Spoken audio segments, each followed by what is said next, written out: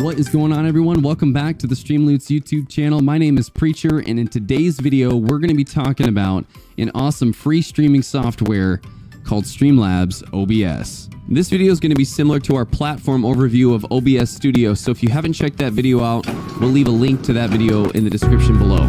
So what is Streamlabs OBS anyway? Well, Streamlabs OBS, like OBS Studio, is a software that allows you to broadcast your content live to platforms like Twitch, Mixer, YouTube, and Facebook. However, Streamlabs has integrated a ton of tools like custom alerts, widgets, and overlays. Look, Streamlabs OBS. So we're going to go to streamlabs.com and download the software to our computer. So we're going to click this green button here that says download Streamlabs OBS. Once we click on that, it's going to download over here. And once that's downloaded, we can click on it and run the program. Then when we go to set up Streamlabs OBS, we're going to have to go through their terms and agreements. We're going to click agree. And we're going to choose where we want Streamlabs OBS to install. For me, I've installed it within my program files folder. Once we've done that, we're going to have to log into the that we go into a lot of scenes. In this case, there's only one scene created currently, and this is by default when you begin in Streamlabs. In order to add a scene, we're going to click on the plus sign here to add a new scene, and we can name this scene whatever we'd like. We'll call it Scene 2. Now that we've added that scene, we're going to have two blank scenes within Streamlabs that we can rotate between. Now what we need to do is we need to add sources to that scene. In order to do that, we're going to go down to the bottom middle here where it says sources, and we're going to go to the plus sign. You're going to see a pop-up menu that's going to give you a ton of different options of different sources that you can add to your scene. So let's add a few sources here. To begin, let's add a background to our scene here. Let's call this background. And we're going to click add source. It's going to give us an option to search for a file on our computer. I'm going to select this awesome Streamloots background. And I'm going to click done. Once I do that, I can resize this however I would like and fill out the scene, or I could add it to just a part of the scene. All right, now that we've added a background, let's add a webcam. We're going to go to video capture device, and we're going to click add source. And we'll label this webcam. Let's click add source. And then we're going to be able to select from any of the webcams that are connected to our computer currently. So let's select this webcam here. And we're going to click done. And now we can move this and drag it wherever we would like. So let's say I wanted to add a display capture so that my viewers can see what I'm looking at on my monitor. For example, if I'm searching the web or anything like that, I could do that simply by adding a display capture, adding source. We'll leave it named display capture. So let's select the one we're currently using. And now that I've done that, you're going to be able to see everything that I'm looking at. Now, what I want to show you is that if you go down below in the sources, you should think of the sources like a sandwich. It's essentially different pieces that are layered together from top to bottom. Just going to be going and it's going to hide. Make sure you want to highlighting or embers, hosts. So let's add that source and we're going to label it alert box. And we're going to have a menu that's going to give us a ton of different options of the actions we want to highlight within that box. We can get a preview of what's going to happen in the alert. And we can adjust the layout as well as the sources and settings. If we want to test what each of those alerts looks like, we can click Test Widgets. And let's get an example of what the follow alert is going to look like for the viewer.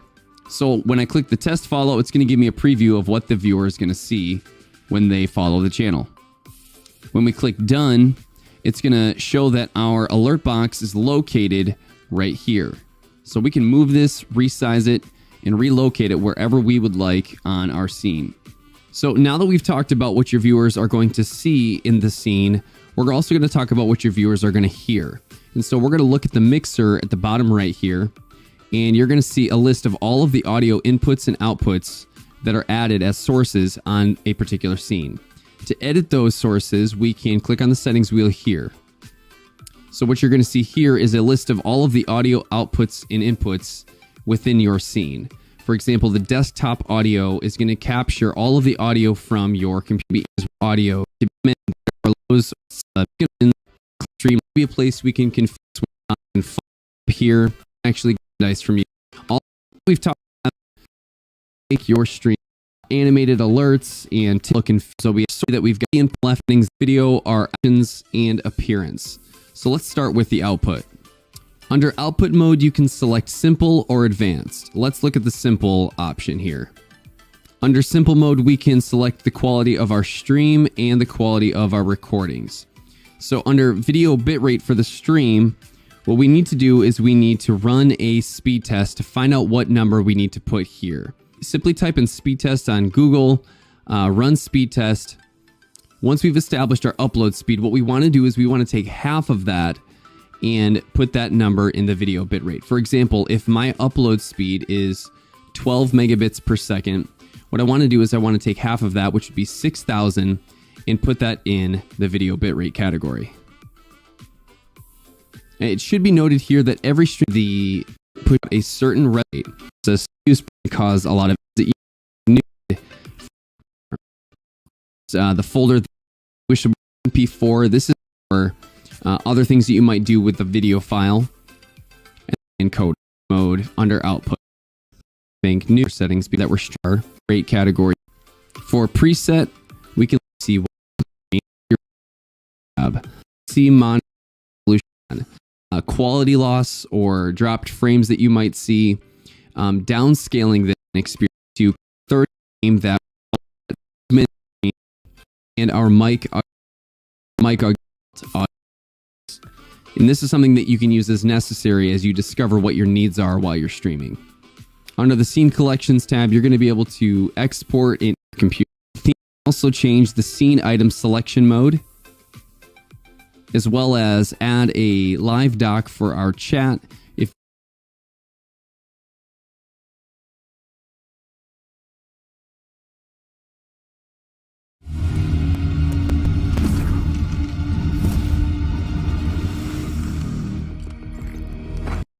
Yo guys, James Random Reviews here. Today, I want to look something like for stream on the side called display cap plus bar.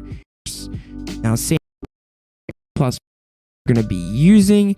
In my case, I've already added mine, so I'm one needed to start. You're going to select which service you're going to be streaming to, whether it's YouTube or Twitch. In my case, I'm going to be showing you guys Twitch. Don't worry